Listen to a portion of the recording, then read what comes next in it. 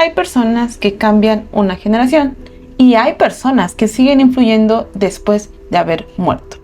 C.S. Lewis es una de ellas.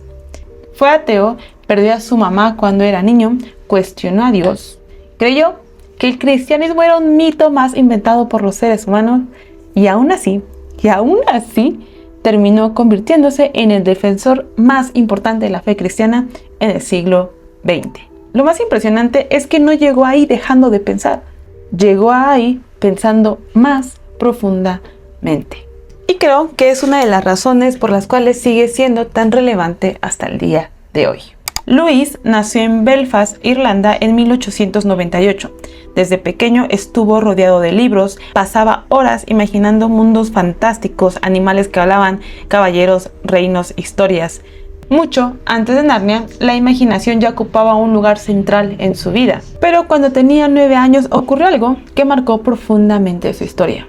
Su madre murió de cáncer y esa pérdida cambió la forma de ver a Dios. Había orado, había pedido un milagro y el milagro no llegó. Poco a poco comenzó a alejarse de la fe hasta convertirse en ateo. Y honestamente, creo que muchos podemos entender eso, porque cuando el dolor llega, la pregunta más natural que surge y viene es ¿dónde estaba Dios? Lewis estudió en Oxford, era brillante, intelectualmente riguroso, amaba la filosofía, la literatura y el pensamiento crítico. Y durante años se consideró un ateo convencido. De hecho, más adelante escribiría que era uno de los ateos más reacios de toda Inglaterra, pero algo empezó a incomodarlo. Los autores que más admiraba eran cristianos. Georges MacDonald, Chesterton, Samuel Johnson, Edmund Spencer, John Milton, personas con una capacidad intelectual extraordinaria. Y eso empezó a romper un prejuicio. Porque ¿cuántas veces nos han dicho o hemos escuchado que dicen que todos aquellos que creen en Dios son personas que realmente no piensan demasiado, ¿no? Pero Lewis empezó a darse cuenta que eso simplemente no es cierto. Aquí aparece algo que me parece sumamente fascinante. Dios usó amistades. Dios no usó un debate viral, no usó una superconferencia, no usó discusiones en internet. Amistades.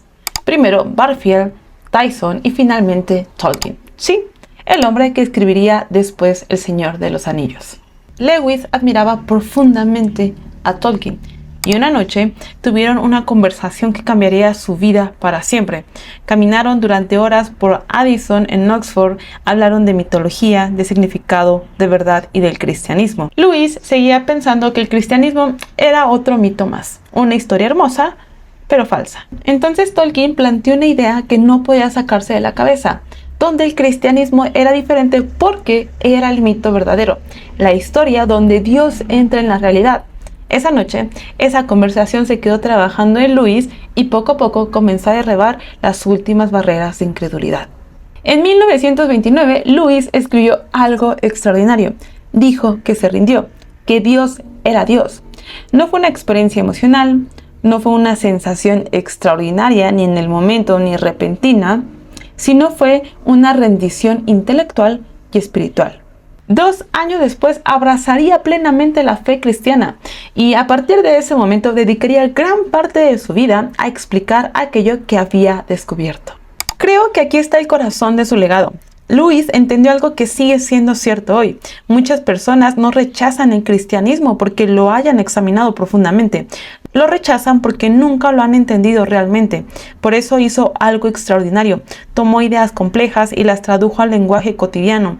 No escribía para académicos, escribía para personas comunes.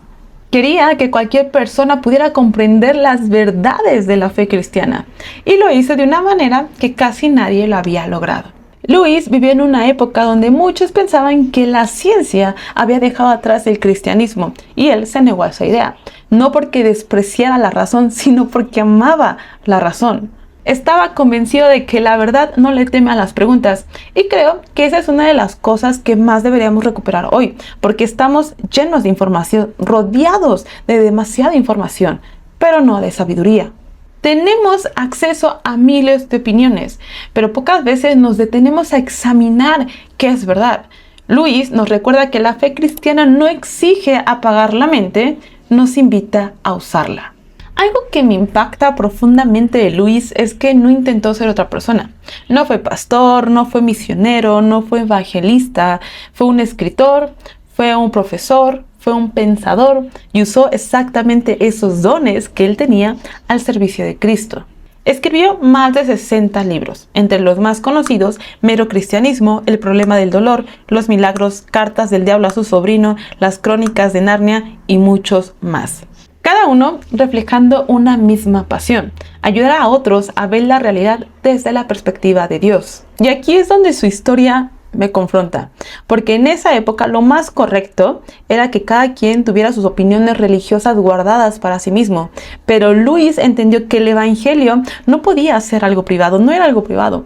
Él no dijo, bueno, mi fe es algo entre Dios y yo. Él sabía y entendía perfectamente que las personas estaban buscando respuestas, así que decidió usar todo lo que tenía para señalar hacia Cristo. Su inteligencia, su imaginación, su capacidad de escribir, su influencia, todo. Y eso me hace preguntarme, ¿qué estamos haciendo nosotros con lo que Dios nos ha dado? Luis era un gran traductor de su fe en esa época. Quiero leerte unas frases que se me quedaron muy grabadas. Creo en el cristianismo como creo que ha salido el sol, no solo porque lo veo, sino porque gracias a él veo todo lo demás. El cristiano no piensa que Dios nos amará porque somos buenos, sino que Dios nos hará buenos porque nos ama. Si sentimos un deseo que nada en este mundo puede satisfacer, la explicación más probable es que fuimos creados para otro mundo. Ser cristiano significa perdonar lo imperdonable porque Dios ha perdonado lo imperdonable en ti. Un hombre no puede disminuir la gloria de Dios negándose a adorarlo, de lo mismo modo que un loco no puede apagar el sol garabateando la palabra oscuridad en las paredes de su celda. Quizá la razón por la que sus palabras siguen resonando es porque no intentaba impresionar a las personas, intentaba llevarlas a la verdad. Luis perdió a su madre, pasó por el ateísmo, luchó con dudas, experimentó un profundo dolor cuando perdió a su esposa, y aún así terminó convencido de que Dios era bueno. No porque tuviera respuestas para todo, sino porque había encontrado a Cristo. Y creo que eso es lo que más admiro de él. No su inteligencia, no su fama, no sus libros, sino que tomó todo lo que él era y lo puso al servicio de algo más grande que él mismo. Y quizás esa sea la pregunta que nos deja hoy. No si escribiremos 60 libros, no si vamos a influir a millones de personas, sino algo mucho más cercano. ¿Qué dones te ha dado Dios que aún no has puesto completamente a su servicio? Porque tal vez el legado de Luis no empezó cuando escribió Narnia. Tal vez empezó cuando decidió que todo lo que él era le pertenecía a Cristo. Creo que este es un momento de profunda reflexión y realmente decir, ¿qué hemos hecho con nuestra vida? ¿Qué hemos puesto realmente al servicio del Señor?